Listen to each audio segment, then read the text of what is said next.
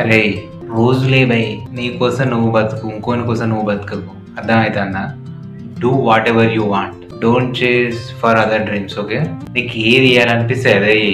అరే పక్కింటోడు చెప్పిండు, వాడు కూడా చెప్పిండు, అది బాగుంది అది బాగుంది అని ఇంటర్లో బైక్ చేయాలనిపిస్తే అది చెయ్యి, కానీ ప్రాపర్ రీసెర్చ్ చేసి ఎంపీసీ తీసుకుంటే అయిపో కదా. ఎంపీసీ తీసుకుంటే ఫ్యూచర్ ఉండు. అలా ఎంపీసీ తీసుకున్నాక కూడా అరే ఈ లెక్కలకి ఇక్కడ మన వల్ల అయితే లేదు, సిఎస్సి తీసుకొని ఏదో బ్యాంకులో దూరదాం, లేకొచ్చిన కాంపిటేటివ్ ఎగ్జామ్ జరుగుదాం అంటే ఏమవుతుందిరా? మళ్ళీ బైపీసీ తీసుకొని అదే ఎంపీసీ సిఈసీ తీసుకొని 2 years చిల్ అని ఎంజాయ్ చేస్తావు, గుత్తాలు ఎంజాయ్ చేస్తావు. దాని తర్వాత డిగ్రీలు వస్తావు, ఏం సెట్ నీట్ అంటావు, బొక్క ఏం రాదు మనకు. డిగ్రీలు అంటే ఇంకో 3 years ఉంది కదా, చూసుకుందాం ఏదో ఒకటి తీసుకుందాం. బైపీసీ తీసుకుని ఏదో నర్సింగ్ ఫార్మసీ అని దాని అనుకోపోతుంది. ఎంపీసీ అంటే బీటెక్ అంటావు, లేకపోతే నార్మల్ డిగ్రీ అంటావు. సిఈసీ అంటే కూడా డిగ్రీయే. చాలా వేస్ ఉన్నాయి, కానీ నువ్వు తీసుకునే ముందు దానికి నీకు ఫ్యూచర్ ఉంటుందా, లేకపోతే ఈ 3 years నేను చదవగలుగుతానా, లేకపోతే జస్ట్ ఎంజాయ్ చేస్తానా అని ఆలోచించుకొని తర్వాత రిగ్రెట్ కాదు బాయ్. ఎందుకు రిగ్రెట్ అయ్యేది? తీసుకునేది నువ్వే, దానికి సమాధానం చెప్పుకోవాల్సింది కూడా నువ్వే కదా. తీసుకున్నాక బాధపడడానికి ఏం లేదు అంటారుగా, శీతులు కాలినాక ఆకలి పట్టుకుంటే ఏం రాదండి, అట్లుంటుంది మన పరిస్థితి. ఏజ్ 16 నుంచి వెళ్ళి 25 మధ్యలో ఉన్నోళ్ళ పరిస్థితి అంతే.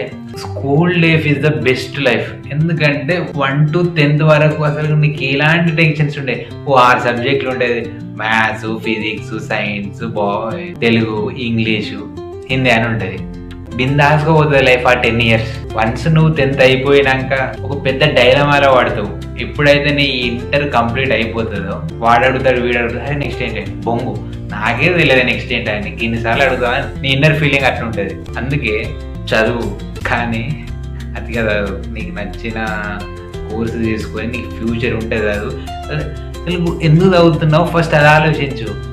దేనికోసం చదువుతున్నావు అంటే మీ పేరెంట్స్ డబ్బులు కడుతున్నారని చదువుతున్నావా, లేకపోతే ఫ్యూచర్లో నేను జాబ్ చేసి మంచి settle life, marriage life lead చేద్దాం అనుకుంటున్నావా? చెప్పు. ఫస్ట్ ఏది స్టార్ట్ చేసినా రీసెర్చ్ చేయాలి. నీకో అన్న ఉంటాడు, అక్క ఉంటుంది, లేకపోతే రిలేటివ్స్లో ఎడ్యుకేటెడ్ పీపుల్స్ ఉంటారు ఎవరో, లేకపోతే గవర్నమెంట్ మీ బంధువులలో ఎవరైనా జాబ్ హోల్డర్స్ ఉంటారు. ఇది బరాబరేనా, కరెక్టే అని అడుగు. అడిగితే బొంగు ఫరక్ ఏం పడదు. మా అంటే ఏం చేస్తారు నాకు తెలియదు అంటారు, లేకపోతే నెగ్లెక్ట్ చేస్తారు, అవాయిడ్ చేస్తారు, అంతే కదా. బాయ్, ఒకటే జిందగీ, ఎప్పుడు పోదాం తెలియదు.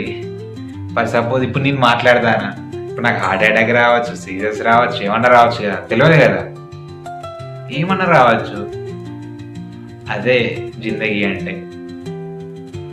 ఉన్నంత కాస్త టైంలోనైనా ఎంజాయ్ చేసుకుంటా, నీకు నచ్చిన వాళ్ళతో హ్యాపీగా ఉండుకుంటా చిల్లు ఉండు. ఈ స్మైల్ అనేది ప్రతిసారి ఉంచుకో. అర్థమవుతుందా?